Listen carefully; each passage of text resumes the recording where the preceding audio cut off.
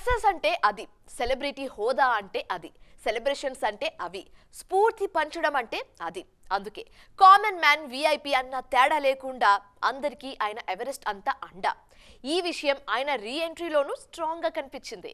రెట్టించిన ఉత్సాహంతో re entry ఇచ్చారు megastar. రాజకీయాల్లో ఉన్న ఆయనకు సినిమా పరిస్థితుల్లో వచ్చిన మార్పు అర్థం కానిది కాదు, అర్థం చేసుకోలేనిది కాదు. ఎప్పటికప్పుడు అప్డేట్ గా ఉంటూ అందర్నీ మెప్పించారు మెగాస్టార్.